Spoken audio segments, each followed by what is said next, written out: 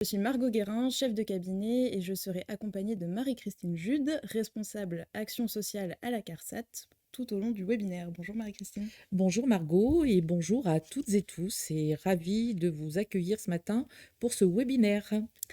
Alors, quelques modalités pratiques avant de commencer. Vos micros et caméras ont été désactivés pour faciliter l'écoute. Vous pouvez cependant poser toutes vos questions dans un chat dédié. On y répondra soit au fil de l'eau selon la nature des questions, soit on prendra un temps à la fin du webinaire pour répondre à toutes vos questions. N'hésitez pas à liker les questions qui vous intéressent particulièrement pour qu'on puisse les prioriser. Sachez aussi que ce webinaire sera enregistré et donc disponible en replay a posteriori sur le site des silverstar-autonomie.fr.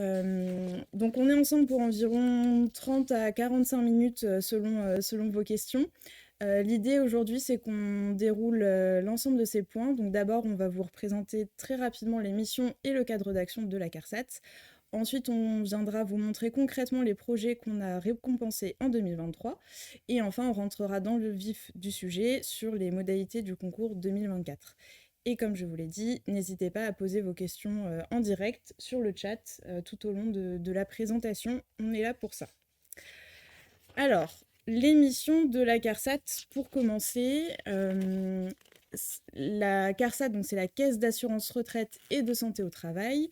On est un organisme de sécurité sociale et on est en charge de 3 grandes missions. D'abord, la préparation, le paiement de la retraite et l'accompagnement des seniors au bien vieillir. Ensuite, l'aide et l'accompagnement des assurés fragilisés par un problème de santé. Et enfin, la prévention des risques professionnels et la tarification des taux de cotisation AT-MP. Donc on travaille pour 3 grandes cibles de public, les retraités, les actifs, salariés et travailleurs indépendants, et les entreprises. On est un organisme régional, mais avec une petite particularité puisqu'on n'est pas sur la nouvelle région Nouvelle-Aquitaine. Donc on est sur 7 départements que vous voyez ci-après, la Charente-Maritime, la Corrèze, la Creuse, les Deux-Sèvres, la Vienne et la Haute-Vienne. Dans nos actions, je vous ai dit qu'on avait un volet autour de l'accompagnement des retraités pour la prévention de la perte d'autonomie et finalement tout ce qui est favoriser le bien vieillir à domicile. Concrètement, on a à la fois une offre d'action sociale individuelle, mais aussi une offre d'action collective. Donc, on a notamment des actions liées à la prévention des facteurs du vieillissement au travers d'une offre d'actions de type atelier, conférences, réunions collectives sur des thématiques, par exemple la mémoire, l'autonomie, la prévention des chutes. On a aussi tout un dispositif financier d'accompagnement et de soutien à l'adaptation du parc social pour prendre en compte les besoins des retraités dans le logement, dans les projets immobiliers. Donc sur ce point-là, on a des appels à projets qui sont disponibles sur notre site internet, donc vous pouvez vous renseigner. Et enfin, on a une petite spécificité depuis quelques années, on accompagne aussi des projets innovants pour contribuer à la création de nouvelles offres de services pour les retraités. Dans ce cadre-là, en 2023, on a créé pour la première fois le concours des Silver Stars de l'autonomie. Donc, comme je vous l'ai dit, l'objectif, c'est vraiment de financer des actions innovantes pour les retraités de demain. Avant d'aller concrètement sur la présentation des projets qu'on a récompensés en 2023, c'est important qu'on se partage bien le cadre et le langage commun. Donc, quelques définitions clés. Quand on parle de Silver Economy, on fait référence à toute la filière économique consacrée aux seniors. Donc ce sont tous les biens et services qui accompagnent l'avancée en âge et qui proposent des offres pour améliorer la qualité de vie des personnes âgées. C'est une notion qui existe depuis déjà quelques années, qui est structurée à l'échelle de la Nouvelle-Aquitaine, et nous, on est un des acteurs finalement de cette filière. Autre point important, la CARSAT agit essentiellement à destination des seniors autonomes. Quand on parle de seniors autonomes, ça correspond au GIR 5-6, donc c'est les groupes iso-ressources qui présentent le degré d'autonomie d'une personne âgée. Donc nous, nos actions sont ciblées pour les personnes encore autonomes qui vivent à domicile, qui sont en capacité d'effectuer seules la plupart des activités quotidiennes. C'est vraiment notre cœur de cible. Et enfin, quand on parle d'innovation, L'idée, c'est vraiment d'accompagner la création d'un nouveau bien ou service, ou alors d'améliorer et de concevoir différemment un produit existant. On distingue notamment deux types d'innovations, donc les innovations de produits, donc c'est vraiment une offre de service ou un bien, ou de procéder sur la manière de créer un produit ou de délivrer un service. Voilà, maintenant, une fois qu'on a passé ce cadrage qui était important pour qu'on ait bien le même vocabulaire, je vous propose de voir concrètement les lauréats qu'on a sélectionnés en 2023 pour vous donner une idée des projets que la CARSAT accompagne. Marie-Christine, est-ce que tu peux nous présenter tout ça? Oui, tout à fait. Donc, effectivement, afin de vous donner envie de candidater pour le concours 2024, je vais vous présenter quelques exemples de lauréats qui ont donc été récompensés dans le cadre de notre premier concours Silver Star en 2023. Et vous allez voir au travers de ces exemples qu'effectivement, on a pu récompenser vraiment des solutions ou des innovations complètement variées et différentes. Et on a essayé également d'avoir une répartition équitable sur l'ensemble de nos 7 départements, puisque, comme Margot vous l'a dit, la CARSAT intervient sur les 7 départements. Donc, il était important pour nous, en 2023 et encore en 2024, de récompenser des initiatives de porteurs locaux. Alors, un premier exemple, c'est par exemple la société Vitanova, donc, qui a conceptualisé une gamme de vêtements à destination des seniors et des personnes à mobilité réduite. Ce sont des vêtements faciles à enfiler, voilà. Et voilà, c'était quelque chose de complètement innovant et qui a permis effectivement, enfin qui peut servir à un grand nombre de seniors et ça correspond vraiment à notre cible tout particulièrement. Un deuxième exemple, c'est un porteur de la Charente-Maritime. C'est un dispositif d'aide à la mobilité pour les personnes âgées en perte de repères et qui donc souffrent de troubles cognitifs et qui ont du mal à se repérer. Donc c'est une application sur un smartphone qui va leur permettre d'utiliser les transports en commun de manière adaptée et de les guider. Donc vous voyez, c'est quelque chose de complètement différent des vêtements. Ensuite, un troisième exemple sur la Creuse, un porteur de la Creuse, le projet Julie, c'est un outil de simulation de l'adaptation du domicile aux aides techniques. Donc ça permet aux seniors de visualiser de manière très concrète l'adaptation de son logement avec des nouvelles aides techniques ou l'aménagement de son logement. Donc là, on est sur la thématique du logement et de l'habitat. Donc encore un autre volet de ce qu'on a pu récompenser. Et deux autres initiatives. Une initiative en Haute-Vienne, c'est Coniscan. Donc, c'est un scanner mobile qui peut donc être mis rapidement en service donc, dans une maison de retraite ou dans un véhicule d'urgence. Et enfin, un cinquième projet, à titre d'exemple sur la Corrèze, c'est une plateforme de recrutement des personnels de santé dans les déserts médicaux pour justement essayer de doter les communes rurales de professionnels de santé qui vont pouvoir prendre en charge les seniors à domicile. Donc, juste pour vous dire, on a récompensé 11 lauréats en 2023. Donc là, c'est un petit focus sur 5 lauréats.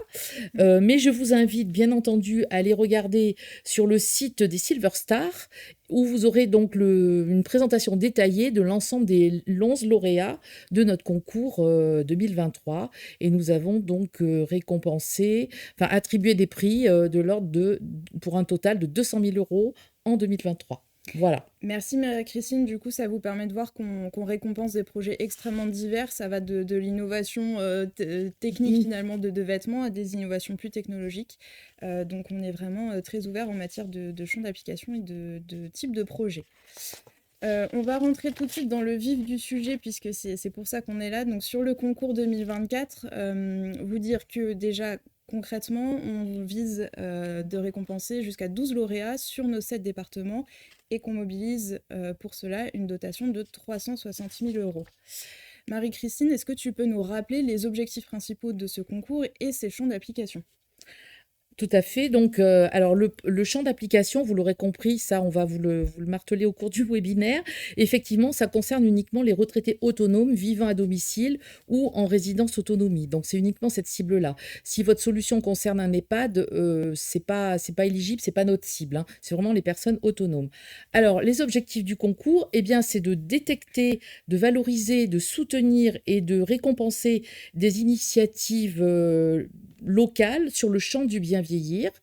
Et on souhaite évidemment au travers de ça affirmer le positionnement de la CARSAT dans l'écosystème de la Silver Mmh. Economy sur l'ensemble de nos territoires d'intervention en partenariat avec nos différents partenaires dont on va vous parler un petit peu plus tout à l'heure, qui sont avec nous dans l'organisation de ce concours.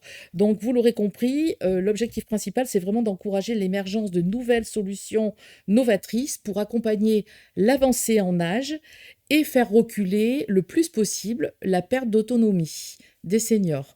Donc les différentes catégories, les différentes thématiques sur lesquelles votre solution ou votre projet peut porter, eh bien elles sont citées ici. Donc ça peut concerner l'habitat et le cadre de vie des seniors, l'autonomie numérique, la mobilité, la vie quotidienne, le maintien à domicile, la vie affective, tout ce qui est activité physique, le lien social et l'intergénérationnel, le soutien aux aidants et aux intervenants à domicile, et enfin, de façon un petit peu plus large, l'aménagement du territoire qui favoriserait la qualité de vie des seniors en milieu urbain ou rural. C'est une définition un petit peu large, mais c'est pour des initiatives vraiment un petit peu de tous ordres.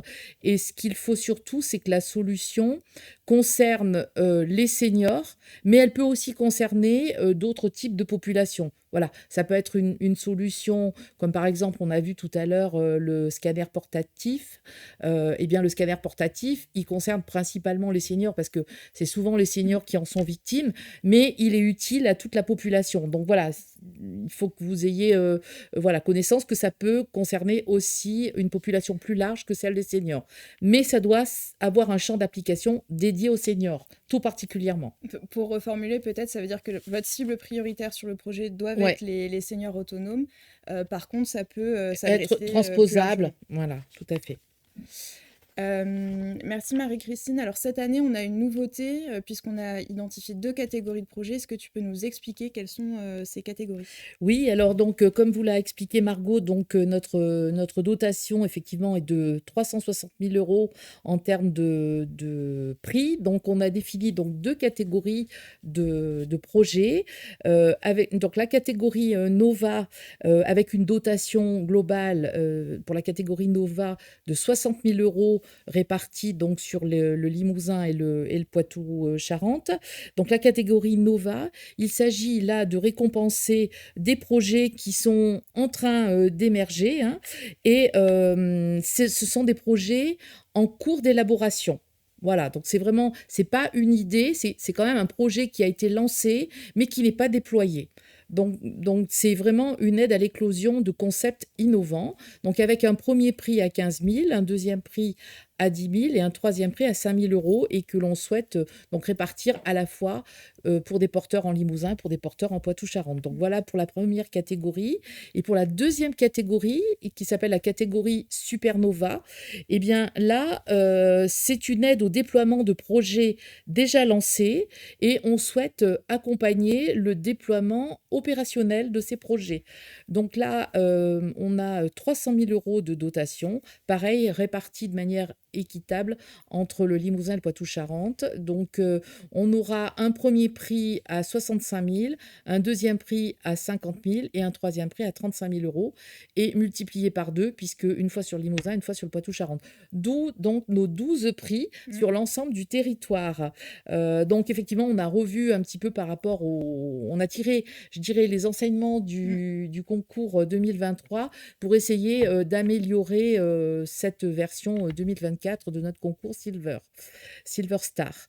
Et bien entendu, on fait appel donc à des partenaires dans le cadre de ce concours.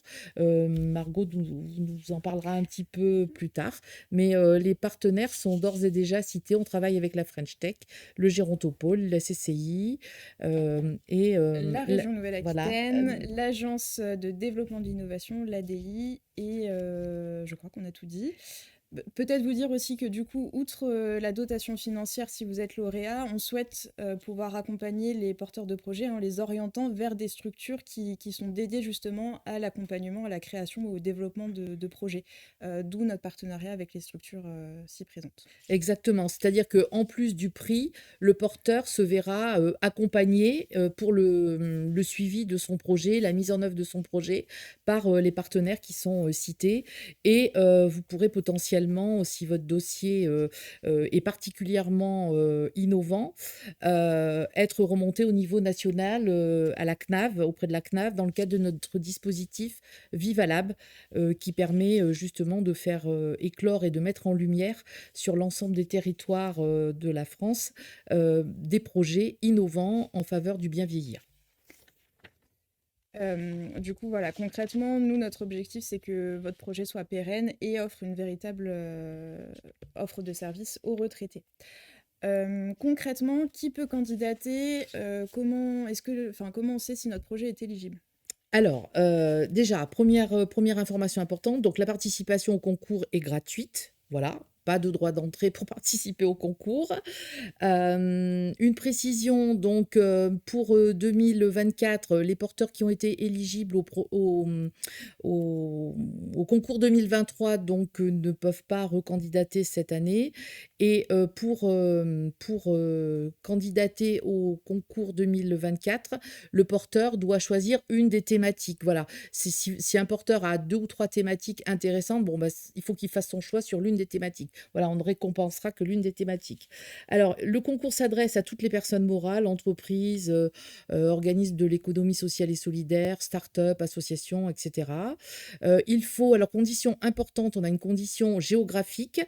Donc, je sais qu'on a pas mal d'interrogations. Souvent, on a déjà eu des mails par rapport à cette question-là. Il faut vraiment que le siège social de l'entreprise, enfin, ou du porteur, soit sur l'un de nos 7 départements. Donc, je rappelle, c'est les départements de l'ex-région Limousin et Poitou-Charentes. Hein, voilà, vous les avez dans les premières slides. Ou que le porteur ou la société dispose d'une antenne sur l'un de ces 7 départements. Voilà, ça c'est si le porteur a un siège hors de ces 7 départements, mais que sa solution couvre quand même les seniors de ces départements-là, c'est pas éligible. Parce que comme on vous l'a dit, l'un de nos objectifs, enfin des objectifs de la CARSAT, c'est aussi de favoriser un écosystème local autour de la silver economy. Et voilà, et la CARSAT souhaite vraiment récompenser des porteurs locaux. Alors, les projets éligibles, eh bien, il faut que les candidats puissent répondre donc aux problématiques réelles, à une problématique réelle et identifiée dans le champ du bien vieillir. Il faut que ça cible donc les seniors autonomes. Bon, ça, on vous l'a dit, on vous le redit. Il faut vraiment démontrer le caractère innovant de la solution. Et il faut proposer des solutions en adéquation avec le public cible. Quand on dit le caractère innovant, c'est-à-dire il faut vraiment que ça sorte de l'ordinaire. Si c'est je sais pas moi, une application sur smartphone, il faut que ce soit quelque chose qui n'existe pas déjà. Il faut que ce soit, parce que c'est vrai qu'il y a une offre, on a vu ces dernières années fleurir une offre très importante dans le domaine du bien vieillir. Il faut que ce soit quelque chose qui n'existe pas, ou alors qui existe, mais qui a une particularité qui fait que c'est innovant. Voilà. Et c'est ça qu'il va falloir nous démontrer dans votre projet, dans votre dossier. Voilà. Alors concrètement, justement, sur le dossier, vous dire que pour le dépôt de candidature se fait en 2 étapes. La première étape, c'est concrètement de remplir un dossier de candidature. Donc on va vous expliquer un petit peu plus en détail justement ce qu'il y a dans ce dossier. Alors effectivement, donc vous allez retrouver donc tous les documents sur le site du concours qui est donc affiché à l'écran, www.silverstar-autonomie.fr. participer. Donc là, vous allez pouvoir donc télécharger les dossiers de candidature. Donc il existe concrètement, effectivement, deux dossiers de candidature différents. Donc réfléchissez bien sur la catégorie sur laquelle vous souhaitez concourir.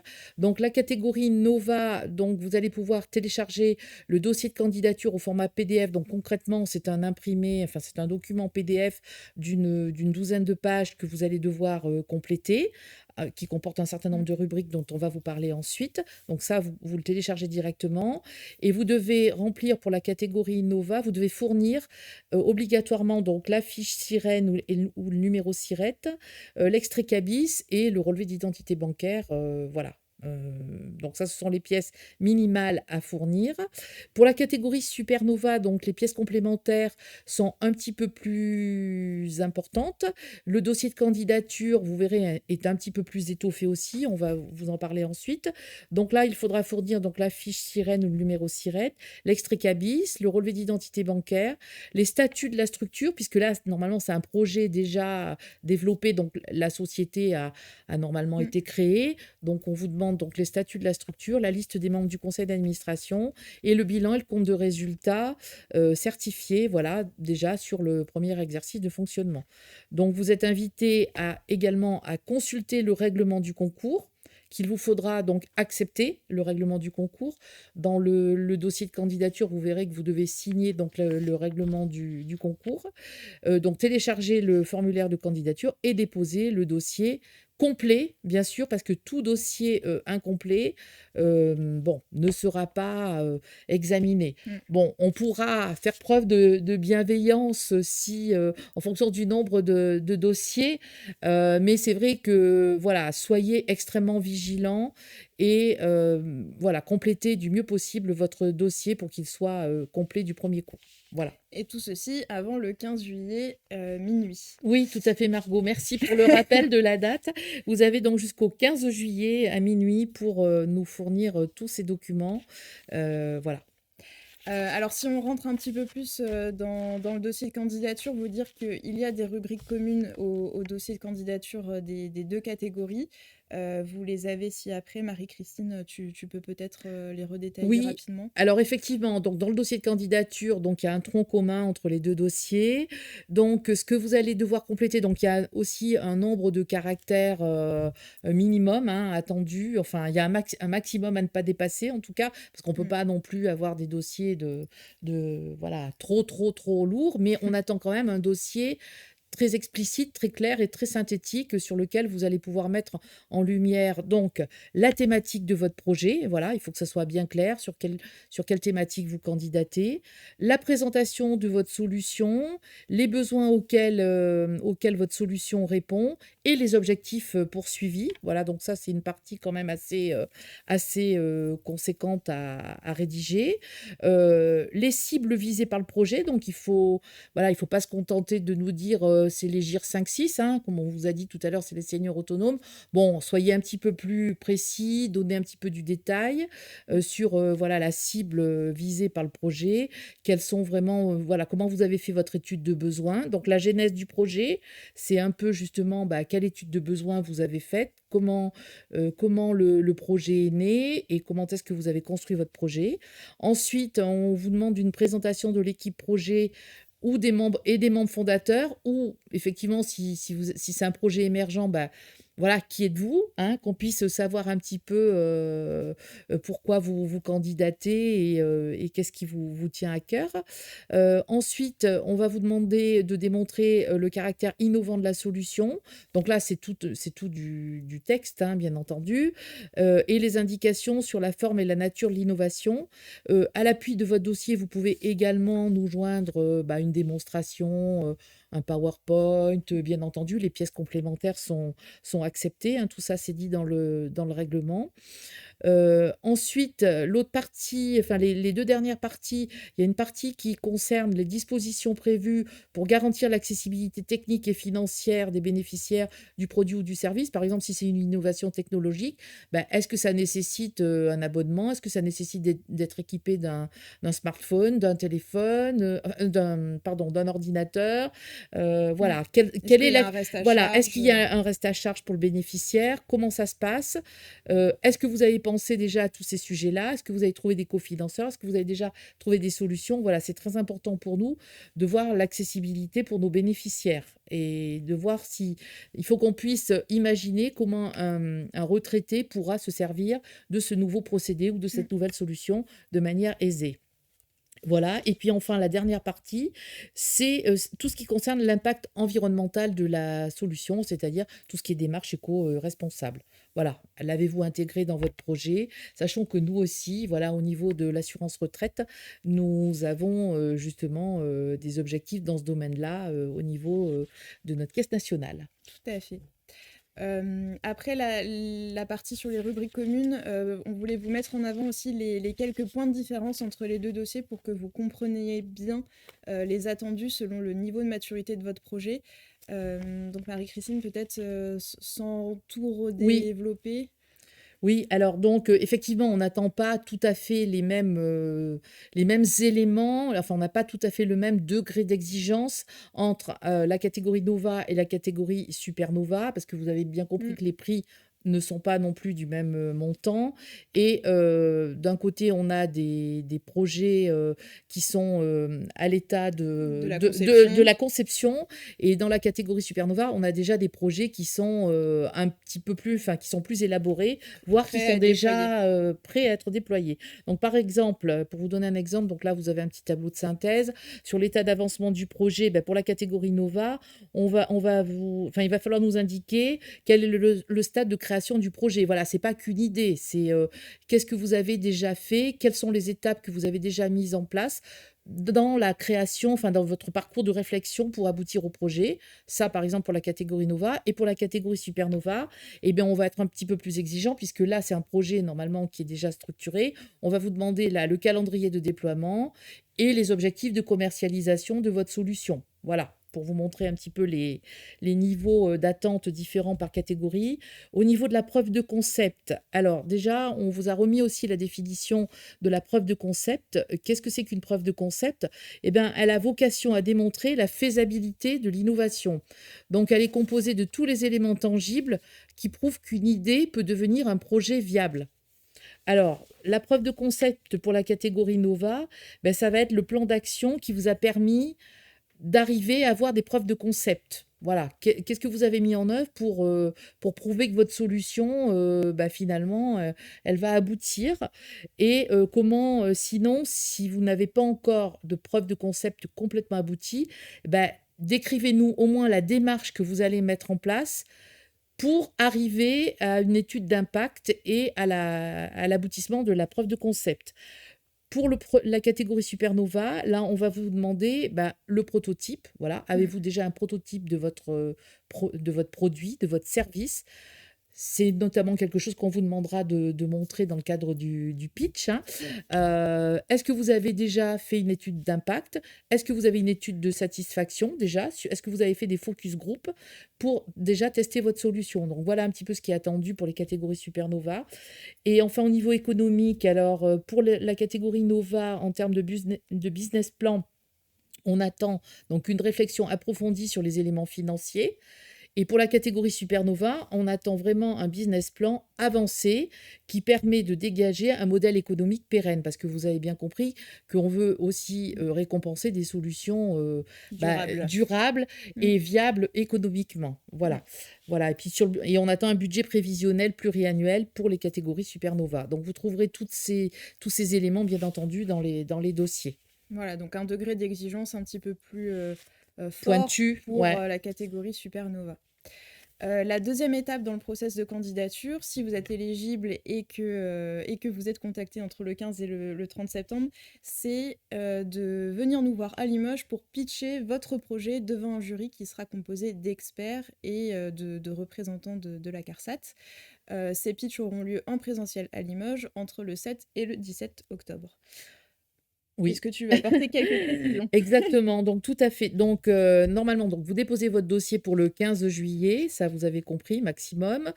Ensuite, vous serez informé donc 1 quinzaine pardon, vous serez informé entre le 15 et le 30 septembre de l'éligibilité de votre dossier. Donc si votre dossier n'est pas éligible, hein, pour une raison X ou Y, hein, qu'on vous notifiera, votre parcours s'arrête là. Mmh. Mais bon, on espère que vous allez être nombreux à poursuivre votre Jusqu'au pitch. candidature et à poursuivre jusqu'au pitch. Donc là, donc sur la deuxième quinzaine de septembre, vous saurez donc si vous êtes éligible. Et la deuxième partie de la candidature, donc entre le 7 et le 17 octobre, vous serez donc auditionné devant le jury, comme l'a dit Margot. Et donc, ce sera des auditions en présentiel, donc sur Limoges. Voilà. Et donc, vous devrez donc présenter globalement votre projet en 5-10 minutes et le jury vous posera des questions. Voilà, ce sera un jeu de questions-réponses avec le jury. Il faut compter environ un quart d'heure par candidat, un quart d'heure à 20 minutes en tout par candidat sur l'ensemble de la prestation. Donc, on vous indiquera bien entendu de manière plus précise à quelle date auront lieu les Mmh. auditions. C'est pour ça qu'on a mis une fourchette. C'est entre le 7 et le 17 octobre. Et voilà, donc vous aurez également un support à fournir, un prototype à montrer, mais tout ça, on vous le précisera à ce moment-là. Voilà, et puis seront présents l'ensemble des candidats donc, qui auront été sélectionnés pour cette étape 2 et l'ensemble des membres du jury, bien entendu.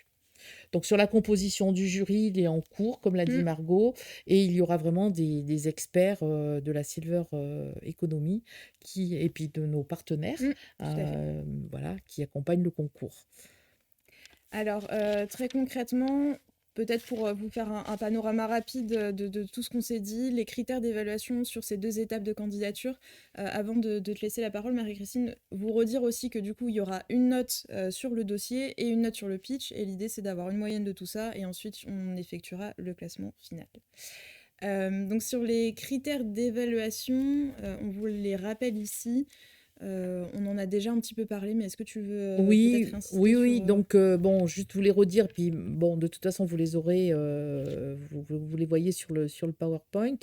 Donc, comme l'a dit Margot, donc il y a une grille d'évaluation qui sera donc entre les mains du jury et vous allez être noté sur tous ces critères-là. Donc, sur la capacité de la solution à favoriser la prévention du vieillissement et l'autonomie des seniors, c'est-à-dire est-ce que votre solution répond bien à la prévention du vieillissement, hein, mmh, c'est quand même notre cœur de cible. mmh. Donc, déjà ce critère-là. Est-ce que vous avez bien pris en compte les besoins des bénéficiaires? Voilà, quelle était la qualité de votre étude de besoin? Est-ce qu'ils sont bien pris en compte? Le caractère innovant du projet. Donc voilà, nous avoir bien démontré que c'est quelque chose qui n'existe pas, ou alors c'est quelque chose qui existe, mais vous avez apporté un plus novateur à une solution existante. Donc voilà, il faut bien nous démontrer le caractère innovant du projet. La potentialité à créer des synergies avec d'autres acteurs du territoire, c'est-à-dire, voilà, ce qui est bien aussi, c'est de nous démontrer que vous allez pouvoir travailler en réseau, nous expliquer un petit peu comment votre solution va pouvoir se mettre en place, quelle est votre capacité justement à créer l'adhésion autour de votre solution ou de votre projet, et comment est-ce que vous allez le déployer. Alors, en termes de forme, la clarté et la cohérence du projet, l'implication du porteur de projet, hein, vous le voyez Mmh. en haut, c'est-à-dire il faut qu'on sente aussi que vous êtes impliqué, que vous portez votre projet et que voilà, que vous êtes convaincant. Un critère aussi sur le modèle économique pérenne, ça on en a parlé, sur l'accessibilité financière des retraités, du produit ou du service.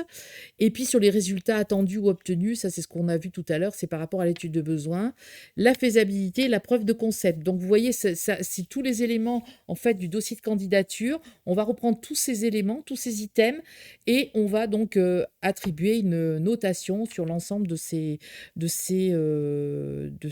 critères d'évaluation, et avec bien entendu, cerise sur le gâteau, tout ce qui est démarche éco-responsable. Voilà. Merci Marie-Christine, c'est très clair. Alors pour résumer les grandes dates à retenir pour vous, porteurs de projets. Alors, à partir donc notre concours est, ouvert donc depuis le 8 avril, donc vous pouvez trouver donc toutes les informations sur le site, silverstar-autonomie.fr. Donc la première date à retenir, c'est, le 15 juillet 2024 à minuit. Clôture de l'appel à projet. Donc il faut impérativement donc, déposer le dossier comme c'est dit dans le concours, donc, en version dématérialisée, en mettant bien la mention dossier de candidature catégorie Nova ou catégorie Supernova. Mais ça, c'est vraiment très bien dit dans le règlement du concours. Donc 15 juillet, première date. Ensuite, nous, on se réserve la période estivale estivale et la rentrée pour étudier donc l'éligibilité donc de vos candidatures. Et donc entre le 15 et le 30 septembre, vous recevrez une notification de décision du comité de sélection. Donc soit votre dossier n'est pas sélectionné parce qu'il n'est pas éligible ou la solution où il y a une pièce qui manque ou la solution n'est pas convaincante ou c'est quelque chose qui existe déjà. Bon, on vous dira de toute façon le motif du rejet. Ou alors vous êtes admis à participer aux auditions et auquel cas vous continuez à jouer au concours Silver Star. Et donc là, vous serez invité à venir passer votre audition et à pitcher devant le jury entre le 7 et le 17 octobre. Donc bien entendu, tout début octobre, on vous communiquera les dates. Les dates précises ainsi que le lieu à Limoges. Bon, on sait que c'est Limoges. On vous précisera bien entendu votre horaire de passage, etc. On vous donnera toutes les précisions quant aux modalités d'organisation. Et en novembre, la date est en cours de définition, je dirais. Ça sera sans doute plutôt fin novembre. Nous procéderons donc à une cérémonie de remise des prix devant de nombreux partenaires, avec nos partenaires et avec de nombreux invités. Voilà. Voilà. Bon, on vous en dit pas plus pour la cérémonie de clôture. On garde la surprise. On garde la surprise. On est en train de concocter tout ça. Donc 15 juillet, 15 au 30 septembre pour l'éligibilité, 7 au 17 octobre pour le pitch. Voilà, retenez ces trois périodes importantes. Et puis après novembre pour les festivités de la remise des prix. Merci Marie-Christine. Alors on arrive au terme de notre présentation. J'ai vu qu'il y avait quelques questions déjà, donc je vais les lire. Bonjour, quand on répond à 2 thèmes, maintien à domicile et soutien aux aidants, doit-on déposer 2 dossiers? Non, il faut déposer un seul dossier, d'autant plus que vous devez concourir que pour une seule des catégories. Mais effectivement, maintien à domicile et aidant, bon, ça peut... Disons que nous, on a été assez large dans notre dossier de candidature pour dire les thématiques que ça peut couvrir. Mais effectivement, souvent, le maintien à domicile dépend de la présence d'aidants à proximité de la personne aidée. Donc, mais vous répondez que dans une seule catégorie, en mettant ce qui est prioritaire. Donc pour reformuler, vous déposez qu'un seul dossier, vous pouvez indiquer les thèmes auxquels vous répondez. Oui. Si vous en cochez plusieurs, à la limite, c'est très bien. Oui, mais il faut que comment dire, dans l'identification de votre projet, qu'on puisse identifier, voilà, si ça concerne les aidants, si c'est un dispositif ou une solution pour les aidants, qu'on voit tout de suite Ouais. que c'est aidant. Voilà. Après, on sait bien que les aidants contribuent au maintien à domicile. Bon, j'espère que c'est clair. Alors, autre question, si j'ai bien compris, un siège social à Bordeaux avec une antenne en Deux-Sèvres, c'est conforme? Oui, tout à fait. C'est conforme. C'est conforme. Le concours est-il ouvert à des projets de lieux de vie type habitat partagé? Alors, non, le concours n'est pas... enfin, non. Ça dépend. Comment vous dire? Nous avons, donc, comme l'a dit Margot tout à l'heure quand elle a présenté l'action sociale, effectivement, nous avons donc, en plus de notre concours Silver Star, un appel à projet qui concerne les lieux de vie collectifs. Donc, je vous invite, si effectivement vous avez un projet d'habitat partagé ou d'habitat inclusif ou une forme d'habitat novatrice, de plutôt répondre dans le cadre de notre appel à projet de soutien aux lieux de vie collectifs. Voilà. Où là, on est quand même assez ouvert, là aussi.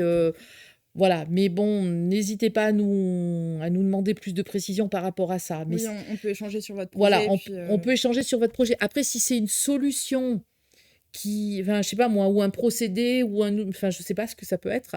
Si c'est la création de l'habitat en lui-même, non, ça va pas être éligible. Après, si c'est une solution qui peut être mise dans un habitat intergénérationnel ou autre, oui, mais si c'est l'habitat en lui-même, non. C'est pas le concours, c'est l'appel à projet. Donc voilà, n'hésitez pas à vous renseigner et puis à revenir vers nous si besoin. Oui. Bonjour, ce concours existe-t-il sur d'autres départements, Vendée par exemple? A- Alors, Alors, je sais que les collègues de la CARSAT Val-de-Loire avaient lancé un concours. Et la CARSAT Bretagne aussi avait lancé un concours.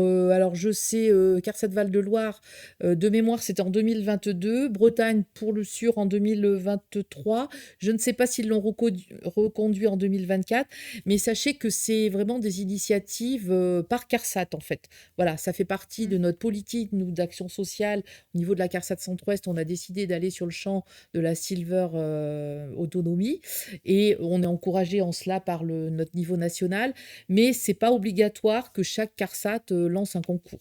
Voilà. Donc je ne sais pas si vous avez ce... donc se rapprocher de vos Voilà. caisses de retraite ou en tout cas Oui, des acteurs de votre territoire pour voir oui. ce qu'il se fait. Une autre question, pour une association qui dispose d'antennes départementales, est-il possible de déposer un projet différent par antenne? Non, parce qu'on a dit que c'est un projet par porteur.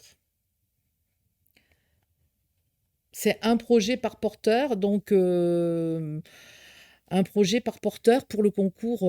Voilà, potentiellement, on va pas accorder, parce que si je comprends bien votre question, donc vous êtes un porteur et vous couvrez plusieurs départements et vous avez donc différentes solutions peut-être à proposer par département. Enfin, je comprends que c'est ça. Je pense.